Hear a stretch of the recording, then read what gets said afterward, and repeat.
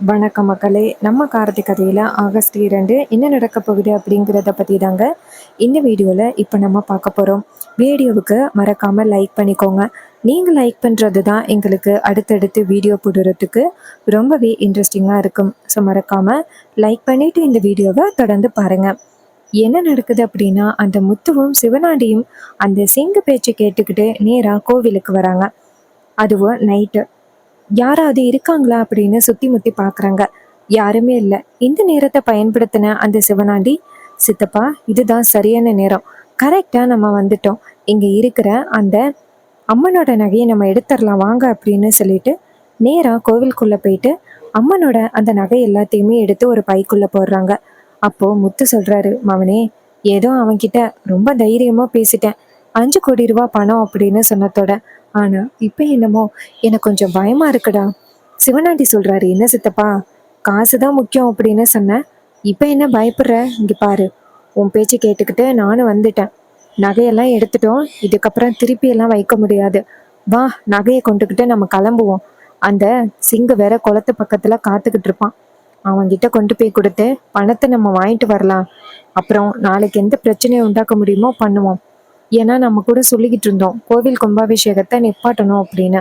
அந்த கடவுளா பார்த்து நமக்கு ஒரு வாய்ப்பு கொடுத்துருக்கான். அந்த வாய்ப்பை பயன்படுத்த முடியாம இருக்க முடியுமா? வா சித்தப்பா அப்படின்னு சொன்னதும் அவரும், சரிடா மவனை, நான் வரேன் அப்படின்னு சொல்லிட்டு அங்கேருந்து கிளம்புறாங்க.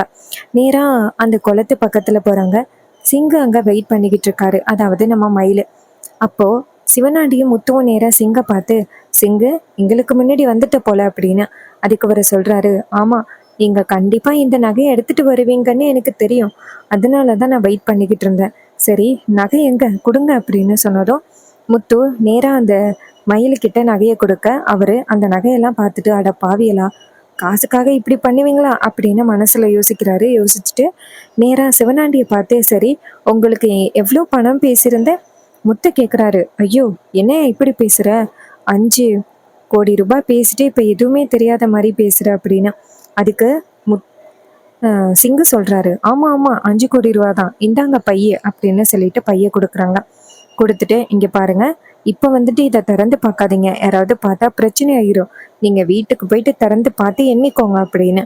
இதை கேட்டதும் சிவனாண்டியும் சரி அப்படின்னு சொல்லிட்டு பணத்தை வாங்கிக்கிறாங்க. வாங்கிக்கிட்டு சிங்க பார்த்தேன், "இங்க பாரு சிங்க, நாளைக்கு காலையில நகை காணோம் அப்படின்னு எல்லா இடத்துக்கும் பரவுறதுக்கு நிறைய வாய்ப்புகள் இருக்கு. ஸோ உன்னை பத்தி விசாரிப்பாங்க. நீ இந்த ஊருக்குள்ள புதுசா வந்திருக்கேல்ல, அதனால நீ வந்துட்டு காரணம் முன்னிட்டும் யாரு கண்ணிலையும் படாத. நீ நேரா வந்துட்டு எங்க போகணும் அப்படின்னு நினைக்கிறியோ அங்க போயிரு, சரியா?" அப்படின்னு. இதை கேட்டதும் நம்ம மயில சொல்றாரு, "சரிங்கடா, உங்களுக்கு ஆப்பு வைக்கணும்டா" அப்படின்னு அவர் மனசுல யோசிக்கிறாரு. அதுக்கப்புறம் வந்துட்டு நகையெல்லாம் வாங்கிக்கிட்டதோட முத்து அந்த இடத்துலேருந்து போயிடுறாரு. இன்னொரு பக்கம் சிங்கம் அந்த இடத்துலேருந்து போயிடுறாரு. அப்புறம் மயிலு வந்துட்டு நேராக நம்ம ஹீரோவுக்கு ஃபோன் பண்ணுறாங்க. நம்ம ஹீரோ வந்துட்டு ஃபோன் அட்டென்ட் பண்ணி சொல்லி, "என்னாச்சு? கரெக்டாக அந்த நகையை வாங்கிட்டீங்களா?" அப்படின்னு. அதுக்கு அவர் சொல்கிறாரு, "சகல, அவனுங்கெல்லாம் திருந்துறதுக்கு வாய்ப்பே இல்லை சகல. கரெக்டாக நம்மக்கிட்ட வசமாக வந்து சிக்கிட்டாங்க, நகையை கொண்டாந்து கொடுத்துட்டு" அப்படின்னு. இதை கேட்டதும் அவர் ரொம்பவே சந்தோஷப்படுறாரு. "இதான் நான் எதிர்பார்த்தேன். அவனுங்களை நாளைக்கு ஊருக்கு முன்னாடி அவமானப்படுத்திட்டு மறுவேளை பார்க்கலாம்" அப்படின்னு சொல்லிட்டு கரெக்டாக வெயிட் பண்ணிக்கிட்டு இருக்காங்க. அதுக்கப்புறம் மறுநாள் காலை பொழுது விடியுது. பூசாரி வந்துட்டு கோவிலில் உள்ள அம்மனுக்கு பூஜை பண்ணலாம் அப்படின்னு அங்கேருந்து வந்துட்டு கோயில் நடைய திறக்கிறாரு. திறந்ததோட அவருக்கு பேரதிர்ச்சி. அம்மனுக்கு போட்டிருந்த நகை எதையுமே காணும். அப்போ அவர் அதிர்ச்சியாகி ஊர் மக்கள் எல்லாருமே கூப்பிடுறாரு. "எல்லாரும் எங்க இருக்கீங்க? சீக்கிரம் வாங்க" அப்படின்னு. அப்ப ஊர் மக்கள் எல்லாருமே ஷாக் ஆகி, "என்ன ஆச்சு?" அப்படின்ட்டு வந்து கேட்குறாங்க. ஊர் தலைவர்கள்லேருந்து எல்லாருமே வந்து என்ன ஆச்சு அப்படின்னு கேட்குறாங்க. அதுக்கு அவங்க சொல்றாங்க, "இது மாதிரி அம்மனுக்கு போட்டிருந்த நகை எதையுமே காணையா. காலையிலே வந்து அம்மனுக்கு பூஜை பண்ணலாம் அப்படின்னு கதவை திறந்தேன். வந்து பார்த்தா அம்மனோட கழுத்துல இருந்த நகை எதையுமே காணையா" அப்படின்னு. இதை கேட்டதும் ஊர் தலைவர்கள் பேரதிர்ச்சி ஆகுறாங்க. அம்மனுக்கு சாத்தியிருந்த நகை எப்படி காணாம போகும் அப்படின்னு.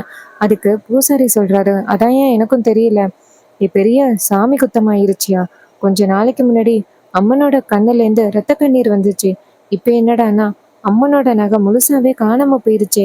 இந்த ஊருக்கு எவ்வளவு பெரிய பிரச்சனை வரப்போகுது" அப்படின்னு பேச, இதை கேட்டதும் அந்த இடத்துக்கு சிவனாண்டியும் முத்து வராங்க. முத்து வந்துட்டு என்ன சொல்றாங்கன்னா, எங்களுக்கு ஏற்கனவே தெரியும் இந்த மாதிரி ஒரு பிரச்சனை நடக்கும் அப்படின்னு.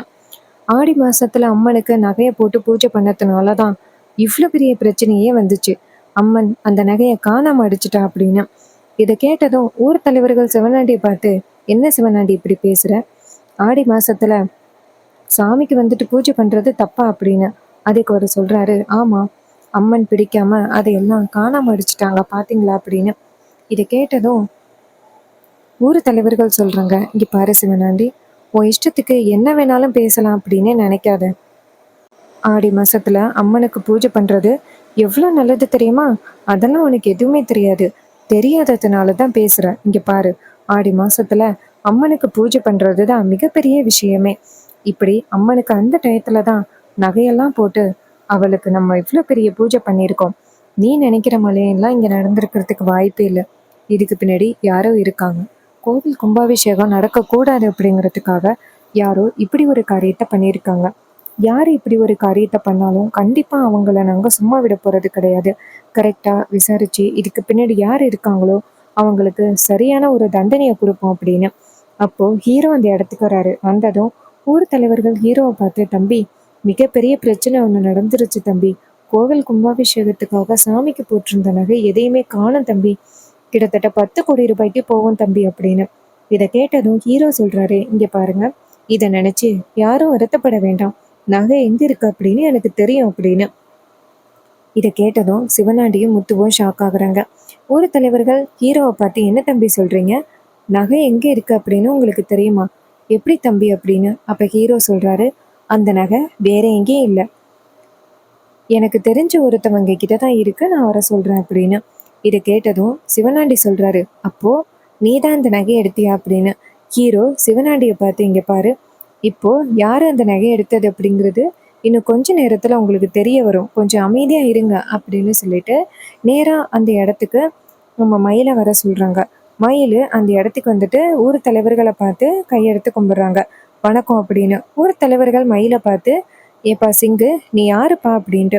அப்ப மயில் சொல்றாரு, இங்க பாருங்க, ரொம்ப முக்கியமான ஒரு விஷயத்த உங்ககிட்ட சொல்றதுக்காக தான் வந்திருக்கோம் அப்படின்னு.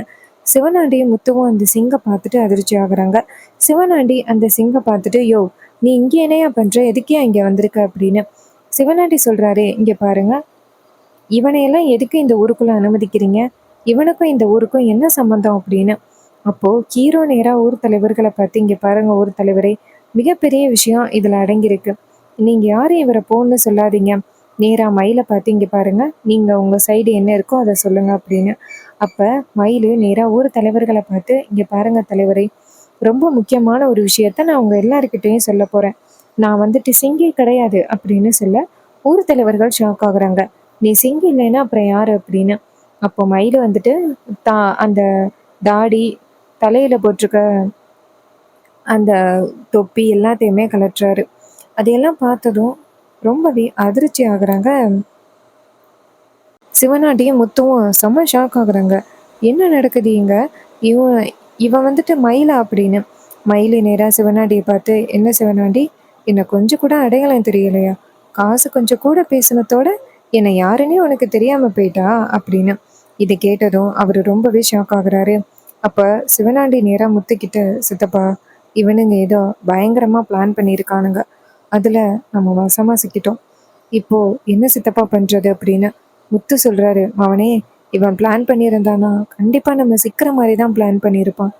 இப்ப எனக்கே என்ன பண்றேன்னு தெரியலடா அப்படின்னு சொல்லிட்டு ரொம்பவே அதிர்ச்சியாகி பேசிக்கிட்டு இருக்காங்க. ஹீரோ நேரா மயிலை பார்த்து, இங்க பாருங்க, உங்களுக்கு என்னென்ன ஆதாரம் கிடைச்சிச்சோ அது எல்லாத்தையுமே சொல்லுங்க அப்படின்னு. மயில் நேரா ஊர் தலைவர்களை பார்த்து, இங்க பாருங்க தலைவரே, இவன் சாதாரண ஆள் கிடையாது. இவனுங்க 2 பேரும் கோவில் கும்பாபிஷேகத்தை நிப்பாட்டுறதுக்காக பல வகையில முயற்சி பண்ணானுங்க. அதுல ஒரு பிளான் தான் இது அப்படின்னு சொல்லிட்டு நேரா வந்து காமிக்கிறாங்க. இது மாதிரி இவனுங்க 2 பேரும் தான் வந்து இந்த நகையெல்லாம் வந்து எடுக்க சொன்னது அப்படிங்கிற எல்லா ஆதாரத்தையும் நம்ம மயில் வந்துட்டு ஆதாரமா அவங்கிட்ட காமிக்கிறாங்க. இதையெல்லாம் பார்த்ததும் ஊர் தலைவர்கள் ரொம்பவே அதிர்ச்சி ஆகுறாங்க. அப்ப ஹீரோ சொல்றாரு, இங்க பாருங்க, இவனால கண்டிப்பா ஏதாவது பிரச்சனை வரும் அப்படின்னு நான் யோசிச்சேன். ஸோ இவனுங்க பிளான் பண்றதுக்கு முன்னாடியே இவனுங்களை நம்ம வழியில சிக்க வைக்கணும் அப்படின்னு பிளான் பண்ணேன். ஸோ அதே மாதிரி இவனுங்க கரெக்டா என்னுடைய வலையில சிக்கிட்டானுங்க. இவனுங்களை நான் சும்மா விட மாட்டேன் அப்படின்னு சொல்ல ஊர் தலைவர்கள் நேராக ஹீரோவை பார்த்து, தம்பி நீங்கள் எப்படி ஒரு பிளான் பண்ணுவீங்க அப்படின்னு நாங்கள் கொஞ்சம் கூட எதிர்பார்க்கவே இல்லை தம்பி. எப்படியோ இவனுங்க பண்ண அநியாயம் வந்துட்டு வெளியில தெரிய வந்துச்சு. அதுவே எங்களுக்கு ரொம்ப பெரிய சந்தோஷம் தம்பி அப்படின்னு. அப்போ ஹீரோ நேரா ஊர் தலைவர்களை பார்த்து, இங்க பாருங்க, இவனுங்க 2 பேரும் வெளியில இருந்தா கண்டிப்பா நமக்கு அடுத்தடுத்து ஏதாவது பிரச்சனை கொடுத்துக்கிட்டே இருப்பானுங்க. இவனுங்க 2 பேருக்கும் நீங்க என்ன தண்டனை கொடுக்கலாம் அப்படின்னு நினைக்கிறீங்கன்னு. ஊர் தலைவர்கள் சொல்றாங்க, தம்பி நீங்க இப்படி இவனால இந்த அளவுக்கு பிரச்சனை வந்துருச்சுல்ல, ஸோ இதுக்கப்புறமும் இவனை இந்த ஊருக்குள்ள வச்சுக்கிறது நல்லதில்லை அப்படின்னு நல்லாவே புரிஞ்சு போச்சு. இவனுங்களை இப்பவே ஊரை விட்டு ஒதுக்குறது தான் சரியா இருக்கும் அப்படின்னு சொல்லிட்டு நேரா அந்த சிவனாண்டியையும் முத்துவையும் பார்த்து, இதுக்கப்புறம் நீங்க இந்த வீட்டுக்குள்ள இந்த ஊருக்குள்ள இருக்கவே கூடாது அப்படின்னு சொல்ல அவங்க 2 பேரும் அதிர்ச்சி ஆகுறாங்க. அப்போ ஊர் தலைவர்கள் மயிலை பார்த்து, இங்க பாருங்க தம்பி, அம்மனோட நகையை உங்கள்கிட்ட இருக்குன்னு சொன்னீங்கல்ல, அம்மனோட நகை எங்க அப்படின்ட்டு. அப்ப ஹீரோ சொல்றாரு நேரா மயிலுக்கிட்ட, அம்மா அங்க இருக்கோ அதை எடுத்து கொண்டாந்து கொடுங்க அப்படின்னு சொன்னதும் அவங்களும் சரி அப்படின்னு சொல்லிட்டு நேரா அவரோட பைக்குள்ள இருக்கிற அந்த நகையை எடுக்கிறாங்க. எடுத்துட்டு நேரா ஊர் தலைவர்கள் கிட்ட, இங்க பாருங்க தலைவரே, கரெக்டா அந்த நகை எல்லாமே இதுல இருக்கு. இதுல ஒரு நகை கூட மாறி போகல பாருங்க அப்படின்னு சொல்லிட்டு நகையை காமிக்கிறாங்க. உடனே அவங்களும் அந்த நகை எல்லாத்தையுமே பார்த்துட்டு ரொம்பவே சந்தோஷப்படுறாங்க. ஊர் தலைவர்கள் ஹீரோவை பார்த்து, தம்பி நீங்க மட்டும் இல்லைன்னா என்ன ஆகியிருக்குமோ தெரியல. நீங்க தான் தம்பி இந்த ஊருக்கு நடக்கிற பல பிரச்சனையிலேருந்து இந்த மக்கள் எல்லாரையுமே காப்பாத்திக்கிட்டு இருக்கீங்க. நீங்க இல்லைன்னா என்ன நடக்குமோ எங்களுக்கு ரொம்பவே பயமா இருக்கு தம்பி. அப்ப ஹீரோ சொல்றாரு, இங்க பாருங்க, நகையெல்லாம் கரெக்டா இருக்குல்ல, இவனுங்க 2 பேரையுமே ஊரை விட்டு ஒதுக்கி வைக்கணும். அதுதான் நம்மளுடைய அடுத்த பிளானே. இதை கேட்டதும் ஊர் தலைவர்கள் சொல்றாங்க, ஆமா தம்பி நீங்க சொல்றது சரிதான், இவனை எல்லாம் ஊரை விட்டு ஒதுக்கி வைக்கிறது தான் சரியா இருக்கும் அப்படின்னு சொல்லிட்டு பேசுறாங்க. இதை கேட்டதும் நம்ம அந்த சிவனாண்டியும் முத்துவும் ஷாக் ஆகுறாங்க. ஊர் தலைவர்கள் எல்லாருமே முடிவு பண்ணி அவங்க 2 பேருமே ஊரை விட்டு ஒதுக்கி வைக்கிறாங்க. அவங்க 2 பேருமே பொட்டி படிக்கையெல்லாம் எடுத்துக்கிட்டு ஊரை விட்டு வெளியே போக சொல்ல அவங்க 2 பேரும் ரொம்ப சோகத்தோட வீட்டை விட்டு வெளியில போறாங்க, ஊரை விட்டு. அப்போ இந்த விஷயம் நம்ம சந்திராவுக்கு தெரிய வருது.